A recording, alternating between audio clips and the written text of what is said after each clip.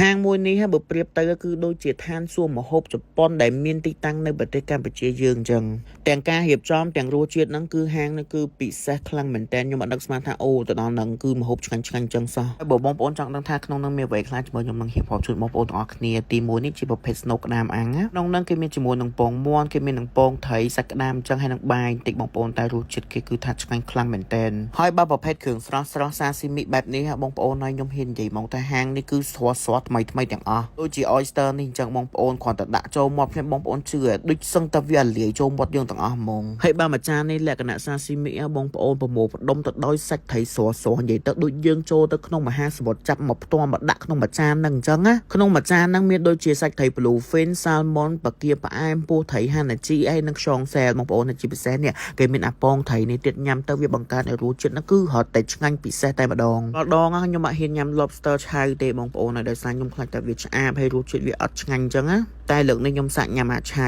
បងប្អូនហើយសាច់គេឡើងតាន់សាច់គេឡើងផ្អែមនិយាយមកដូចលើកចេញពីទឹកស្រស់ហ្មងហើយនៅនឹងប្រភេទត្រីដែលយើងអាចញ៉ាំឆ្អិនក៏បានឆៅក៏បានហ្នឹងគឺមានច្រើនមែនតើហើយឈ្មោះប្លែកៗដូចនេះចឹងមានឈ្មោះថា hamachi ហើយរសជាតិត្រីហ្នឹងគឺផ្អែមឆ្ងាញ់មែនតើបើនេះវិញជាលក្ខណៈ sushi គេមាន tuna មានពងត្រីហើយមាន lobster ពីលើហ្នឹងណាហើយម្ដុំណាក៏ដោយក៏សុទ្ធជាម្ដុំដែលមានន័យហើយឆ្ងាញ់ខ្លាំងបំផុតដែរនិយាយមែនហើយនេះជាប្រភេទថាបាយដុងបែបជប៉ុនណាគេមានលាយជាមួយនឹង salmon លាយជាមួយនឹងខ្លាញ់ក្តាមហើយឈ្មោះគេពេញមានឈ្មោះថា salmon កានីមីសូដុងតែបើមួយចាននេះគឺខ្ញុំចូលចិត្តខ្លាំងជាងគេតែម្ដងបងប្អូនមានឈ្មោះថាហូតាតេកានីមីសូដុងអាហូតាតេហ្នឹងគឺជាខ្យងសែលយើងហ្នឹងបងប្អូនហើយគេមានលាយជាមួយនឹងខ្លាញ់ក្តាមលាយជាមួយនឹងពងត្រីហើយជាពិសេសហ្នឹងមានពងមាន់ចំហុយពីលើហ្នឹងទៀតបើនេះវិញគឺជាលក្ខណៈ sushi roll មានឈ្មោះថា cheesy ហូតាតេ roll អាហ្នឹងលក្ខណៈថាគេមានខ្យងសែលពីលើហ្នឹងមាន sushi ហើយមាន cheese មានអីអូយបងប្អូនតែឆ្ងាញ់ខ្លាំងអានេះហើយបើសិនជាយើងញ៉ាំរបស់ឆ្អាបឆៅហើយកុំភ្លេចជាមួយនឹងទឹក yuzu honey របស់ហាងគាត់នេះបងប្អូននេះគឺ signature ប្រចាំហាងគាត់ផ្ទាល់តែម្ដងហើយសម្រាប់ភេសជ្ជៈមួយមុខនេះគឺផ្សំឡើងចេញពីក្រូចរបស់ប្រទេសជប៉ុនដែលមានឈ្មោះថា yuzu នឹងបងប្អូនគឺរសជាតិឆ្ងាញ់ប្លែកខុសពីក្រូចដទៃ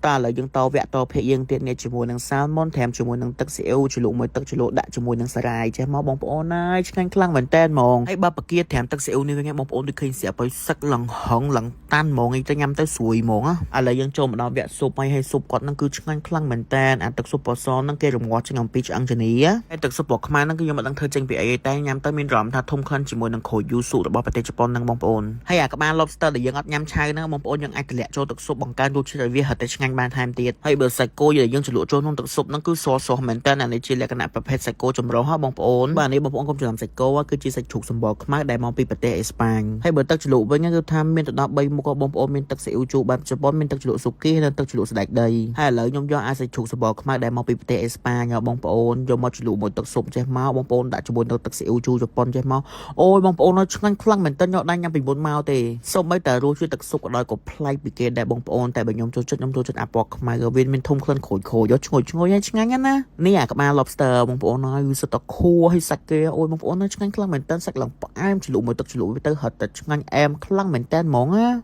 ាហើយដោយរៀងស្ទើបងប្អូនដាក់ថែមជាមួយនឹងអ៊ូដុននេះទៀតណាបងប្អូនហើយបើថាចែកជ្រុលញ៉ាំអស់ហ្មងទៅមានទាំងបន្លែមានទាំងប្លុកមានទាំងប្រហិតបកងហើយទឹកស៊ុបគេហ្នឹងអូយបងប្អូនជាតិខ្លាំងមែនតើខ្ញុំមកនិយាយទៅគឺហត់ឡើងអស់ពីចានតែម្ដងមានសាច់មានស៊ុបហើយកុំភ្លេចជាមួយនឹងសាគេបងប្អូនដាក់មកកូនប៉ែងចេះទៅបងប្អូនធ្វើឲ្យ dinner យើងហ្នឹងវាហិតតែរលូនចុងបញ្ចប់នេះអត់មានអីទេបងប្អូនមានជាមួយនឹងការ៉េមយូស៊ូការ៉េមហ្នឹងគេធ្វើអំពីអាក្រូចជប៉ុនហ្នឹងបងប្អូនតែខ្ញុំចូលចិត្តអាក្លិនក្រូចជប៉ុនហ្នឹងខ្លាំងមែនតើវាឆ្ងាញ់វាឈ្ងុយវាប្លែកខុសពីក្រូចផ្សេងទៀតហើយបាទនេះវិញឆូកូឡេតឡាវ៉ាបងប្អូនយើងញ៉ាំជាមួយនឹង vibe green នេះទៅអូឆ្ងាញ់ឆូកូឡេតឡាវ៉ាគេរសជាតិគឺដិតសាហាវអែមខ្លាំងហ្មងហើយហាងដែលខ្ញុំទៅញ៉ាំហ្នឹងមានឈ្មោះថា Yu Suzuki អាពេលទៅថៃម្ដងល្បីណាហាងហ្នឹងអត់មានឡើងអង្គុយទេបាទឥឡូវគេមាន franchise មកខាងប្រទេសកម្ពុជាយើងហើយដូចខ្ញុំនិយាយចឹងបងប្អូនរសជាតិទៅគឺឆ្ងាញ់ខ្លាំងមែនតើបើអត់ជឿអាចទៅសាកបានស្ងាត់ទីតាំងហាងផ្ទាល់គឺនៅក្នុងផ្សារទំនើបជីបម៉ុង271 Mega Mall នេះឯងហើយអ្វីកាន់តែពិសេសនោះគឺថាថ្ងៃបុណ្យចូលឆ្នាំខ្មែរប្រពៃណីជាតិយើងគឺនៅបើកទទួលភ្ញៀវធម្មតាបងប្អូនថ្ងៃទី14 15 16មានការបញ្ចុះតម្លៃរហូតដល់ 10% អញ្ចឹងបងប្អូនមកគឺថាសាកមកអត់ខុសម្ដងទេនេះអានេះផ្លេចមួយញោមដីមឹកនេះឆ្ងាញ់ណាស់បងប្អូនរសជាតិគេ